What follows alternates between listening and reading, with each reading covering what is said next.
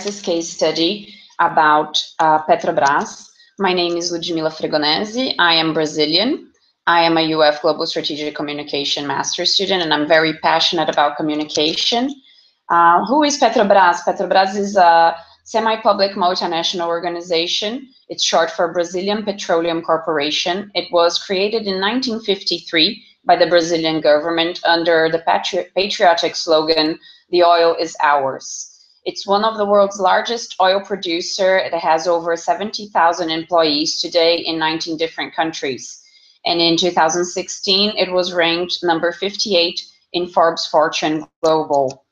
So the crisis situation started in 2014 when the company got involved in one of the largest corruption scandals in Brazil's history. The Brazil Federal Police started Operation Car Wash to investigate the cartel organized by 16 different companies. And Petrobras high-ranking employees were charged and arrested for overcharging constructions and other public services for bribes. And it's estimated that around 40 billion Brazilian reais, which is approximately $12 billion, were looted. The company's stocks immediately plummeted when the news came out, and in 2015, the company announced losses of over 21 billion Brazilian reais due to corruption. So this was a big crisis because it was very unexpected, at least to the general public. It threatened priority goals for the company. It required rapid response, and Petrobras had to address different publics. The main publics were the media, investors and employees, and also the clients. Petrobras has over 8,000 petrol stations in Brazil. So the initial communication was timid and very reactive. Petrobras released 4 official press statements during the most critical period and basically replicated this content without a lot of detail and without a firmer positioning. So they were basically evading responsibility. They were saying the misdeeds were the fault of certain individuals in the company, and they were showing no signs of any corrective actions being taken. They also have a corporate blog that was created in 2009 called Facts and Data, which always had a very good acceptance and showed a different side of the company. But this channel was not explored during the crisis and actually created a problem for communicating directly with their clients.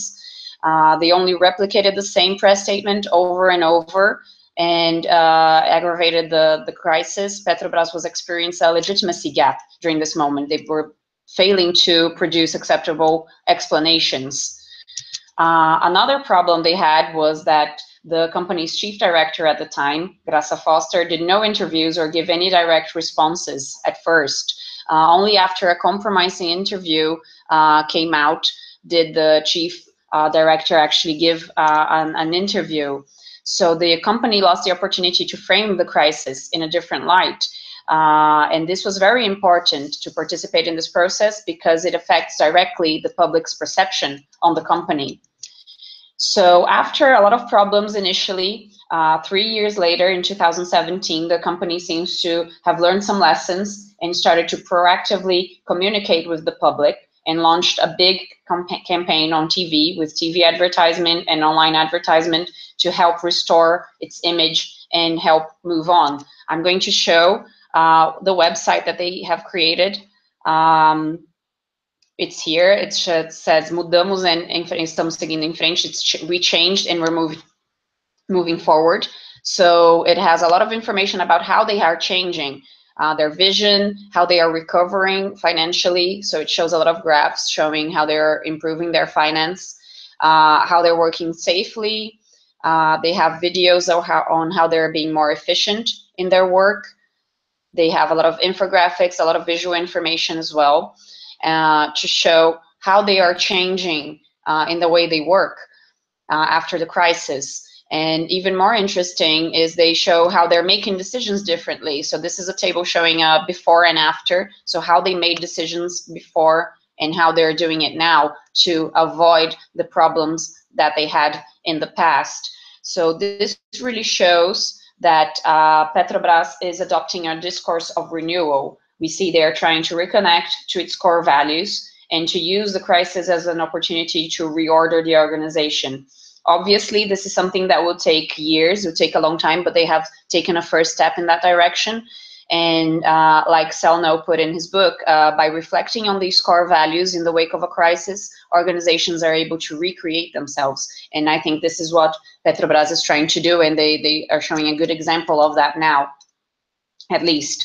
So I think that's it. Thank you for listening, and I hope you learned something here as well. Thank you.